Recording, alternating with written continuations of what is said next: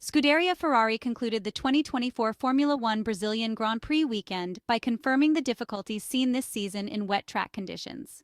Carlos Sainz crashed into the wall twice after a race spent consistently at the back, while Charles Leclerc, on the other hand, only managed to bring out the performance of his car in the final part of the São Paulo race, when, with a drier track, he was able to get more temp. Carlos Sainz crashed into the wall twice after a race spent consistently at the back, while Charles Leclerc, on the other hand, only managed to bring out the performance of his car in the final part of the São Paulo race, when, with a drier track, he was able to get more temp. Max Verstappen rose from the ashes, returning to victory after 10 races, thanks to a comeback from the 16th position to claim an impressive win at the 4.309-kilometer Autodromo Jose Carlos Pace in Brazil.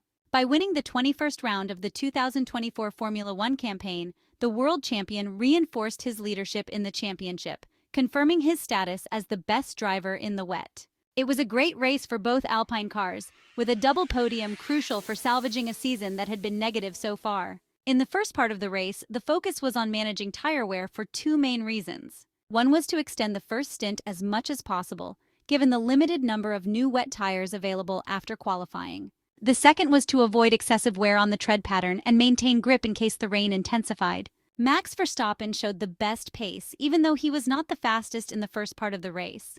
The world champion was the only one able to make overtakes, moving up from the back of the pack to sixth place within 10 laps. Charles Leclerc found himself behind Esteban Ocon and Yuki Tsunoda, without the pace to overtake them, also due to turbulent airflow. The Monegasque driver was averaging 0.4 slower than George Russell, the race leader. Despite having a better end of straight speed before turn 1 and higher speed on the final straight, the Ferrari driver was not close enough to attempt a daring move. Furthermore, throughout the race, car number 16 lacked tire temperature, which caused it to lose ground in the middle sector. Based on the telemetry data collected from the Brazilian Grand Prix, during the first stint, Charles Leclerc was losing over 0.2 to George Russell in the middle sector of the track. The most problematic corners were the low-speed August 9th 10 sequence, where the lack of temperature prevented the SF24 single-seater from having good rotation and traction. The Mercedes driver found himself leading the race after overtaking Lando Norris at the start and, setting his own pace, opened a 2-second gap over the McLaren driver in the first laps. George Russell maintained this lead almost unchanged throughout the first stint, despite the fact that Lando Norris seemed stronger when the rain intensified. The setup of the McLaren MCL 38 provided the British driver with excellent mechanical grip in the slower section of the Interlagos track, where he carried more speed through the middle of the corner than George Russell. The British Mercedes driver was more conservative under braking, prioritizing traction on corner exit. Additionally, the W15 single-seater maximized aerodynamic downforce better, gaining significantly in the medium-speed sections. Overall, Max Verstappen was 0.5 seconds faster than everyone, while the Ferrari SF24 car found performance only at the end of the race. The second part of the Brazilian Grand Prix was repeatedly interrupted by red flags and safety cars. The Monegasque driver was the first to pit, attempting an undercut on Esteban Ocon and Yuki Tsunoda in front of him.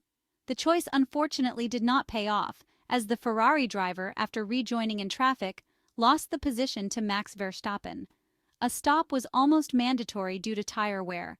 Both Ferrari cars struggled to get the tires up to temperature, and doing the math, we can say that Charles Leclerc was losing about 0.8 on average to the Red Bull RB20 of Max Verstappen, as the Maranello team's car was constantly facing issues with rear-end management. Only in the final part of the race, with a drier track, did the tires enter a decent operating window.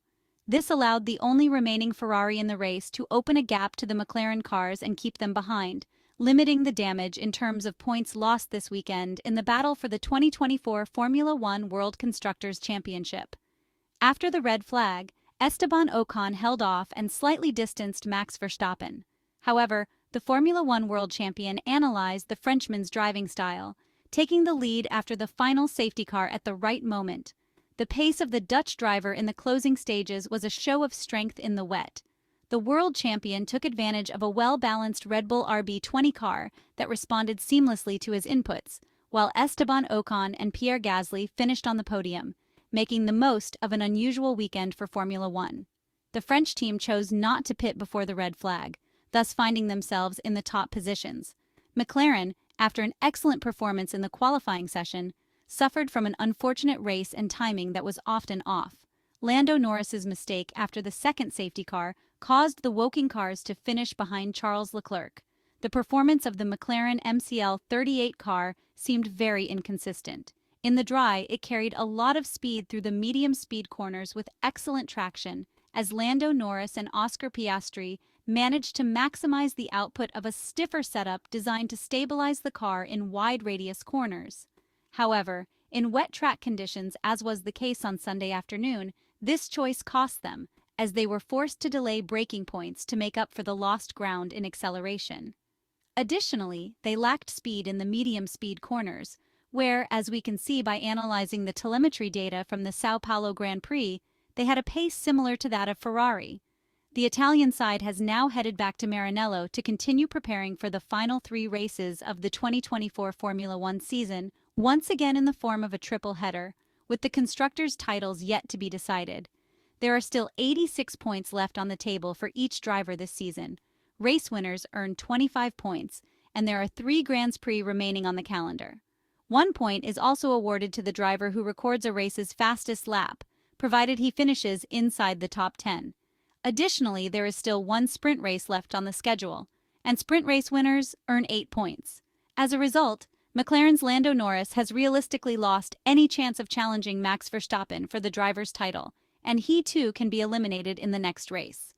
He trails Max Verstappen by 62 points and must remain within 59 points of his rival after the Las Vegas Grand Prix at Las Vegas Strip Circuit in under 3 weeks.